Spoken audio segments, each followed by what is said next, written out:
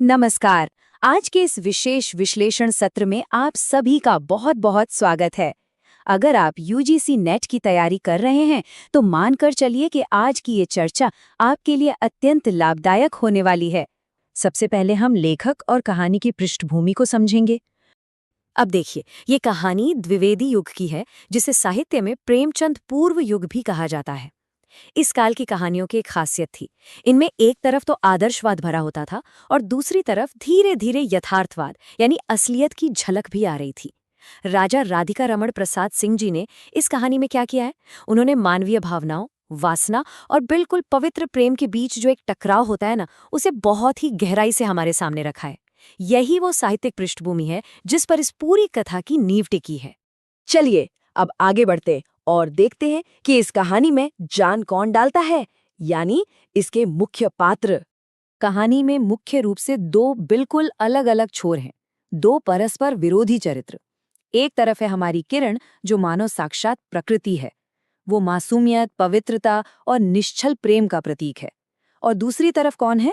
दूसरी तरफ है किन्नरी, जो दिखावे, भ्रम और सांसारिक वासना का एकदम सजीव रूप है। इन दोनों स्त्रियों के बीच का ये तीक्ष्ण अंतर ही वास्तव में हमें कहानी के मुख्य नायक की आंतरिक उलझन और उसके भटकाव को समझाता है। और इन दोनों के बीच में फंसा हुआ है हमारा नायक नरेंद्र। नरेंद्र एक ऐसा पुरुष है जो आध्यात्मिक दुनिया और भौतिक दुनिया के बीच बुरी तरह झूल रहा है। शुरुआत में तो वो योगीश्वर के आश्रम में बहुत ही निष्ठा से धर्म और अध्यात्म की शिक्षा लेता है, लेकिन जैसे ही वो मुरादाबाद शहर की हवा में पहुंचता है, वो सांसारिक प्रलोभनों का शिकार हो जाता है। यह चरित्र हमें दिखाता है कि कैसे अध्यात्म से जुड़ा एक व्यक्ति धीरे धीरे नैतिक पतन के घोर अंधकार में डूबता चला जाता है। और सच कहूं तो यही इस कहानी का सबसे दुखद पहलू है। तो अब कहानी के घटनाक्रम पर नजर डालते हैं कि आखिर चीजें कैसे और किस क्रम में आगे बढ़ीं।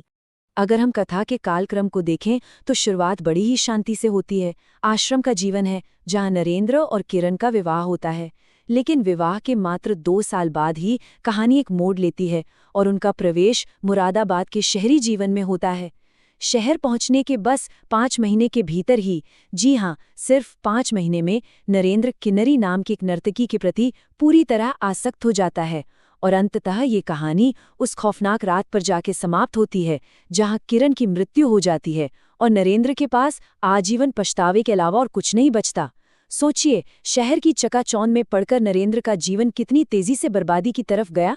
कहानी का जो शीर्षक है ना, कानों में कंगना, वो वास्तव में एक बहुत ही मार्मिक संवाद से आता है। एक दिन नरेंद्र अपनी पत्नी से पूछता है, किरण, तुम्हारे कानों में क्या है? और वो अपनी चंचल लट को हटाकर बड़ी ही सरलता से जवाब देती है, कंगना। अब आप ही सोचिए, कंगन तो हाथों में पहने जाते हैं। लेकिन ये संवाद किरण की उस नितांत मासूमियत को दर्शाता है जहां उसे दुनियादारी और साज श्रृंगार के छल कपट का कोई अंदाजा ही नहीं है।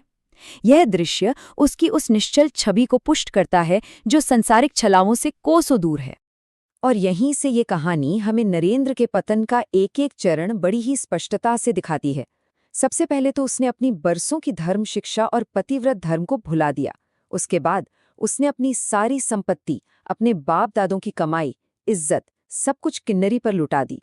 और पतन की पराकाष्ठा तो तब हो गई जब वो अपनी बीमार और मरणासन्न पत्नी किरण के पास उसके अंतिम आभूषण तक छीनने पहुंच गया। ये एक इंसान की वासना में इस कदर अंधे हो जाने का चित्रण है जो सच में रोंगटे खड़े कर देता है। चलिए अब कहानी से थोड़ा बाहर निकलकर इसके सामाजिक और सांस्कृतिक दृष्टिकोण को समझने का प्रयास करते हैं। असल में ये कहानी एक बहुत ही मूल वैचारिक संघर्ष को हमारे सामने रखती है। जरा कल्पना कीजिए, एक और आश्रम का जीवन है, बिल्कुल शांत, आध्यात्मिक और प्रकृति की गोद में बसा हुआ। और ठीक इसके विपरीत दूसरी ओर शहर का जीवन है, जो पूरी तरह से भौतिकवादी, कृत्रिम और नैतिक रूप से खोखला है। लेखक ने पारंपरिक आध्यात्मिक मूल्यों और आधुनिक शहरी प्रलोभनों के बीच के इस टकराव पर बहुत ही सूक्ष्म और गहरी टिप्पणी की है। यहाँ सबसे महत्वपूर्ण बात जो उभर कर आती है वो ये है कि ये कथा तत्कालीन समाज में महिलाओं की वास्तविक स्थिति का दर्पण है। किरण का चरित्र बस एक पत्नी का नहीं है, वो एक ऐसी स्त्री है जो बिना कोई सवाल किए चुपचाप हर जुल्म सहती है। उसका अपना कोई स्वतंत्र अस्तित्व या अधिकार है ही नहीं। वो पूरी तरह से एक पितृसत्तात्मक व्यवस्था की बेड़ियों में जकड़ी हुई है।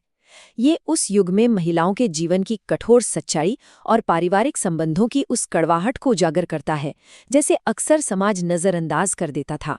कहानी का अंत बहुत ही मार्मिक पंक्तियों के साथ होता है, जरा ध्यान से सुनिएगा। चढ़ा नशा, उतर पड़ा, सारी बातें सूझ गईं, आंखों पर की पट्टी खुल पड़ी। लेकिन हाय, खुली भी तो उसी समय जब जीवन में केवल अंधकार ही रह गया।